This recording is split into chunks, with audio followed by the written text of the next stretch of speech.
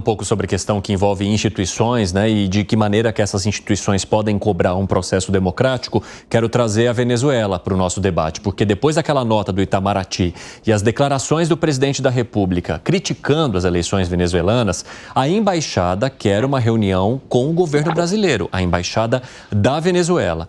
Então eu vou conversar agora com o Bruno para entender de que maneira isso vai acontecer.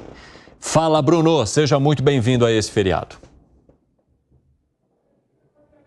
Ótima tarde a você, Evandro. Excelente feriado, sempre uma alegria, uma honra e uma satisfação. Uma semana de muitas repercussões. Inclusive, Lula voltou a falar sobre as eleições na Venezuela ao lado de Emmanuel Macron ontem lá no Palácio do Planalto. E aí ele reforçou, inclusive, que Lula estava certo em sua fala. Mas o que gerou repercussão foi justamente aquela nota emitida através do Itamaraty. Logo na sequência, a Venezuela respondeu que acreditava que os Estados Unidos que estava orientando o Itamaraty a se posicionar sobre as eleições. Lula chegou a reforçar ontem que não existem razões jurídicas e muito menos eleitorais sobre uma oposição não conseguir sequer registrar a candidatura no local ali onde essa eleição é feito o registro. E aí, nas últimas horas, a embaixada da Venezuela entrou em contato com o governo,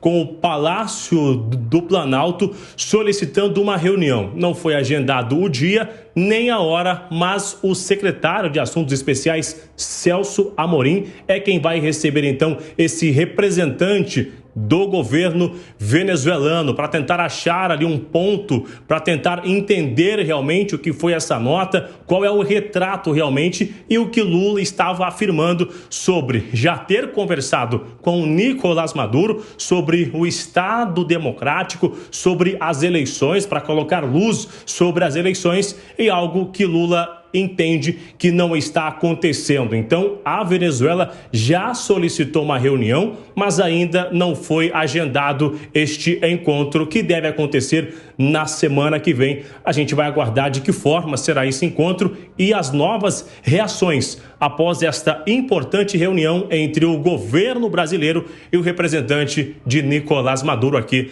na capital federal. Evandro Cini. Muito bom tê-lo aqui hoje, Bruno Pinheiro. Como sempre, para manter a nossa tradição, bela gravata, chamando bastante a atenção, mas não se engane porque eu sei que você está fazendo o Cid Moreira hoje aqui neste programa, de terno e gravata, mas está de bermuda jeans e chinelo, tá?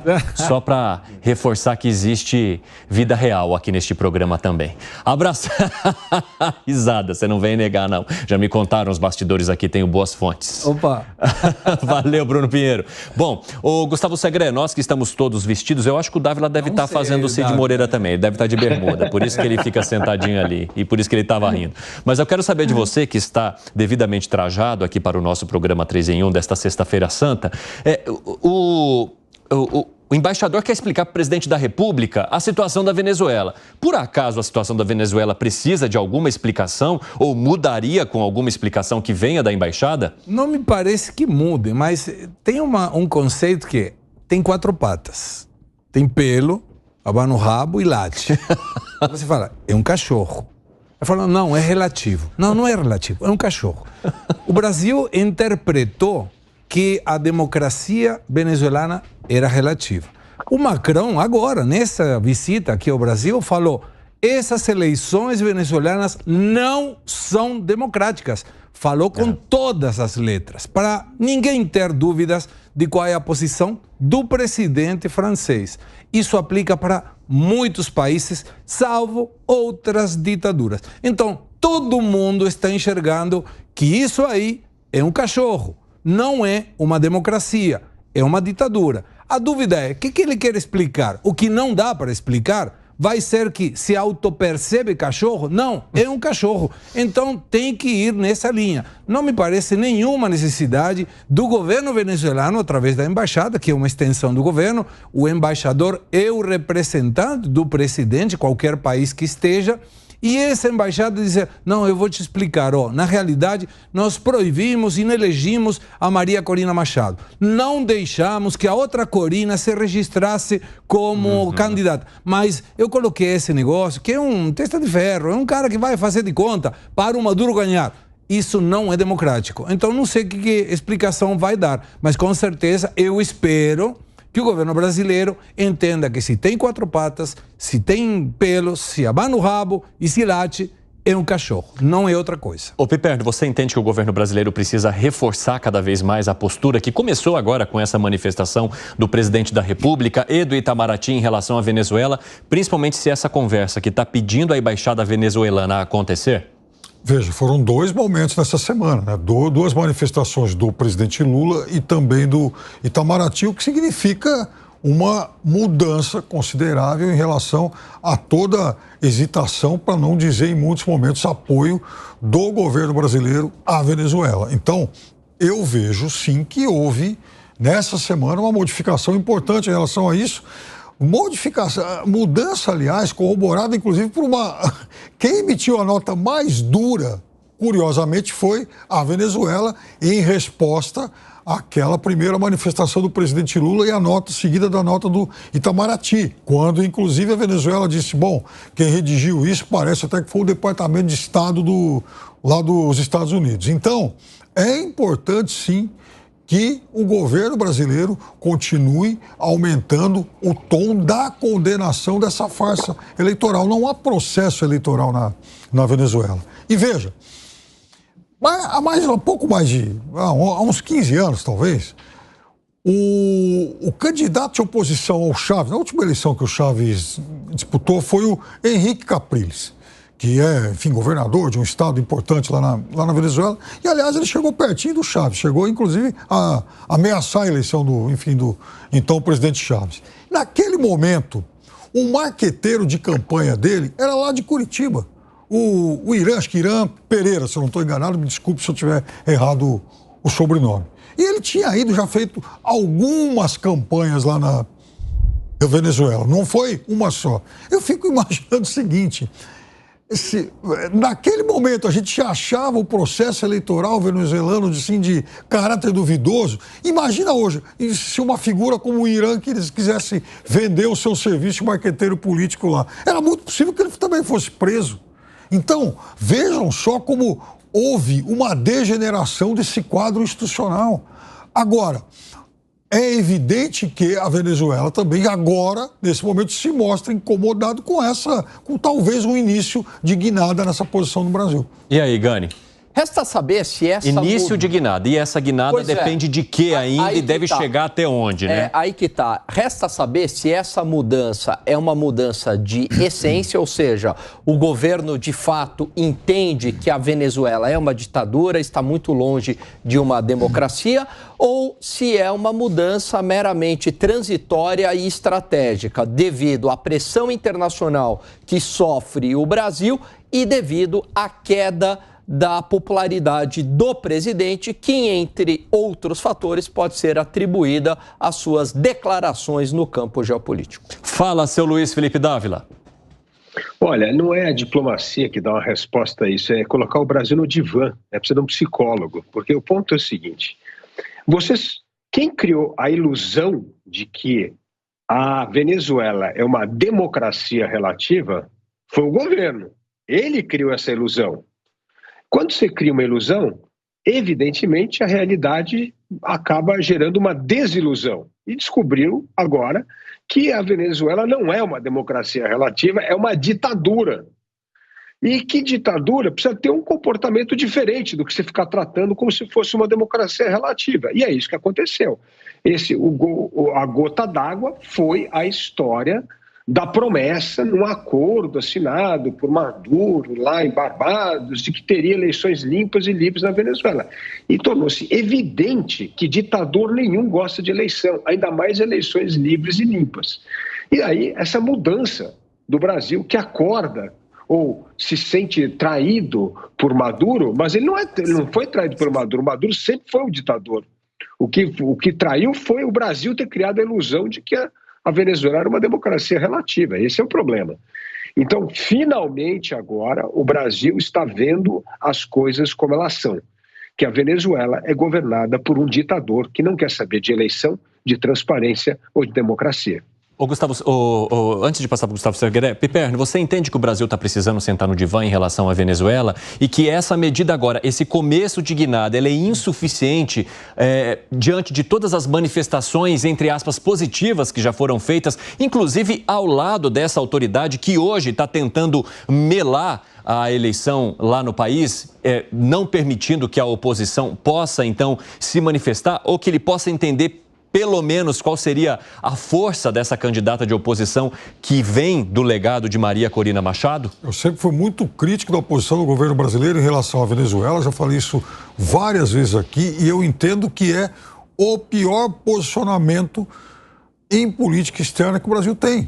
Porque, veja, é óbvio que ocorreram erros pontuais. Quando o presidente Lula fez aquela declaração desastrada lá sobre Israel, na verdade ele errou na forma, mas acertou no conteúdo. Ou seja, é um governo que está promovendo uma política de genocídio, coisa que, aliás, hoje, muitos países falam sem nenhum tipo de freio, de trava.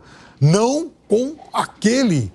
Pela comparação. Né? Exatamente, comparação infeliz que o presidente da República fez, desastrada, porém, na essência, muita gente hoje, importante, país civilizado, tem a mesma posição que o Brasil. E acho, inclusive, um vexame político brasileiro sair daqui para fazer beijamão lá, enfim, ao Netanyahu. Pois bem, aqui na América do Sul, o Brasil errou e redondamente em tudo na questão da Venezuela, do tratamento ao Maduro.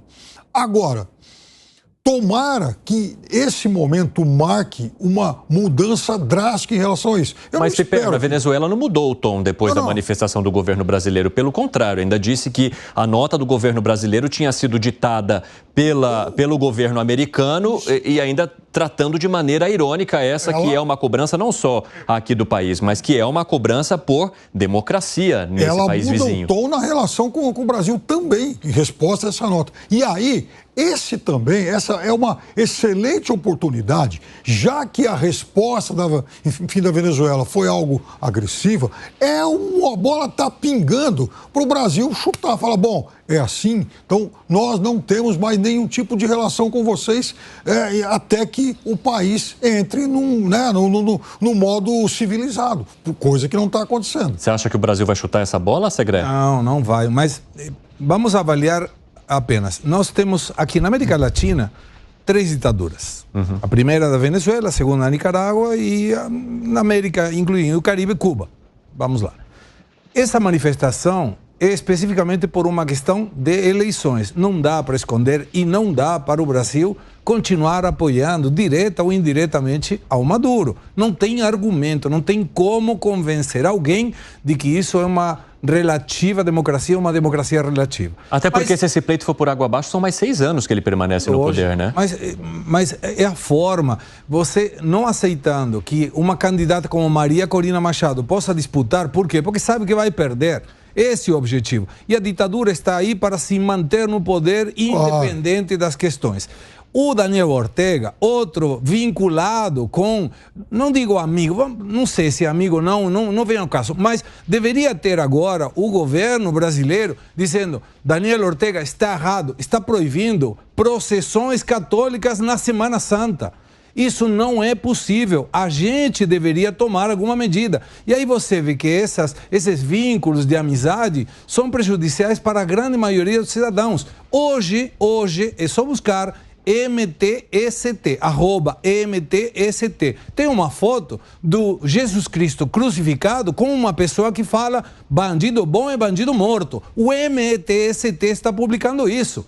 E é vinculado para o governo defende o MTST, isso não deveria ser possível. E para Cuba, eu duvido que em algum momento qualquer o governo brasileiro vai ser contrário ao que está acontecendo em Cuba, que é um desastre social e econômico por onde você olha. Então, me parece bom essa mudança de guinhada, mas acompanho o parecer do relator Gani. Me parece que é mais uma questão de, em função do que não tenho como esconder, vou criticar um pouco. Mas depois, passadas as eleições, voltamos a ser amigos de novo. E aí, nesse caso, Gânio, o que permanece é justamente aquela imagem de apoio que já veio e não esse recado agora que começa a endurecer um pouco o discurso contra Nicolás Maduro? Exatamente. Historicamente, o governo, né, o governo do PT, ele foi um grande apoiador do governo de Nicolás Maduro. Aliás, esse apoio começou já com Hugo Chávez, não só Hugo Chávez, Evo Morales, Daniel Ortega, ou seja, todos os regimes aí não democráticos, alguns deles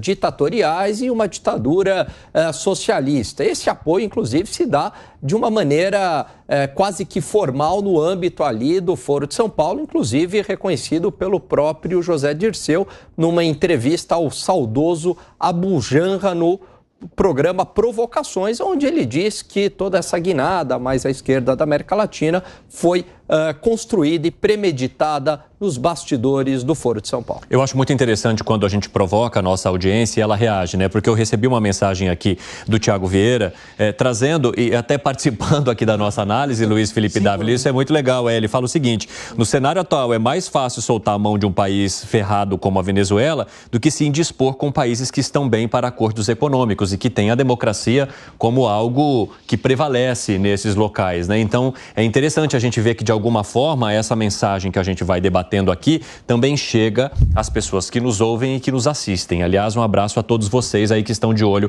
aqui no 3 em 1 nesta Sexta-feira Santa. Fala, Luiz Felipe Dávila.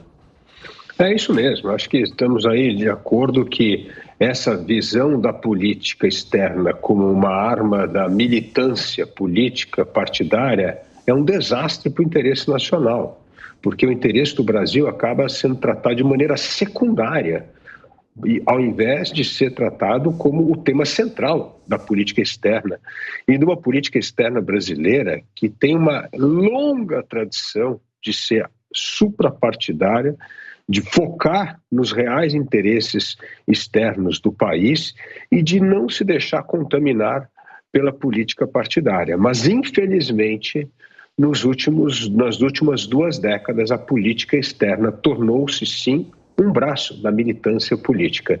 E isso é muito ruim para o Brasil, para a defesa dos interesses nacionais e, principalmente, para discernir entre o que é bom para o país e o que é bom para os partidos, para as eleições e, evidentemente, para os amigos com afinidades ideológicas. 5h25, quem nos acompanha pela rádio, rápido intervalo para vocês, hein?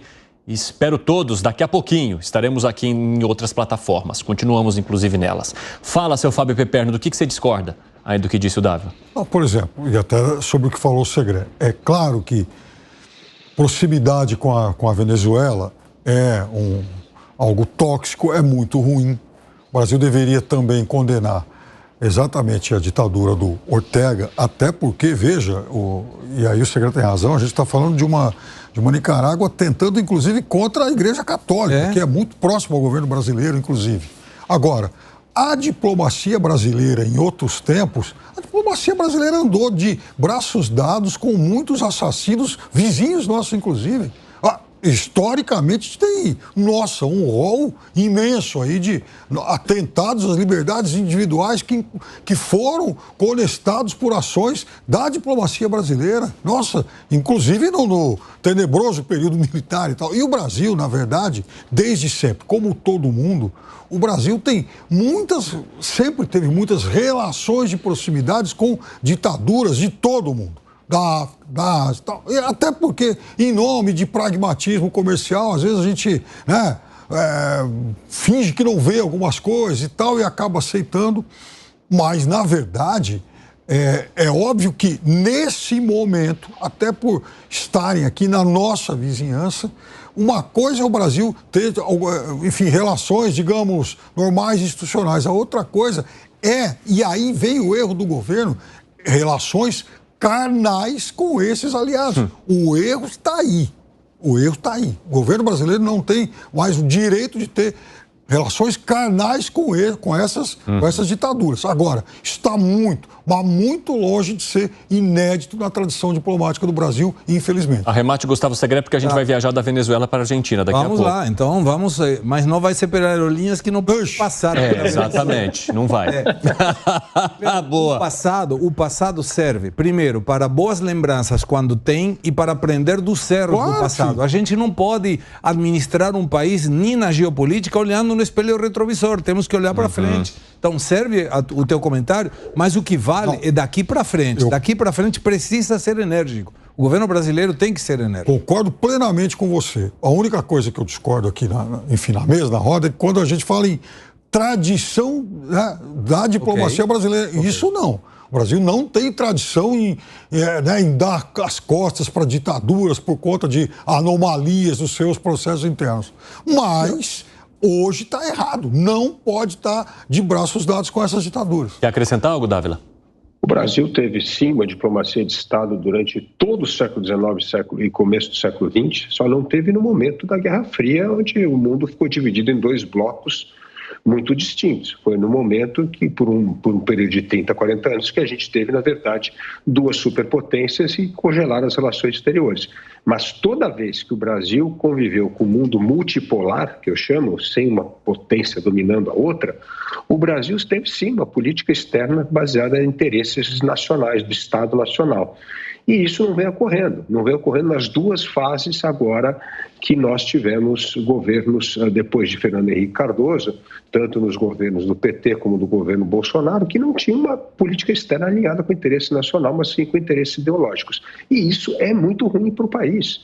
Porque é muito diferente, Piperno, comparar o multilateralismo do mundo hoje com uma época que a gente tinha dois blocos muito segmentados, com duas grandes superpotências, que na verdade era você estar de um lado do bloco ou do outro, não tinha espaço para independência política, que é o caso do todo o período da Guerra Fria. Mas toda vez que o Brasil viveu nos períodos de multilateralismo, teve sim uma política externa baseada nos interesses do Estado e, aliás, reconhecidamente, internacionalmente, como uma política meritocrática e até aplaudida por outros países que sempre viram a diplomacia brasileira com esse olhar muito profissional.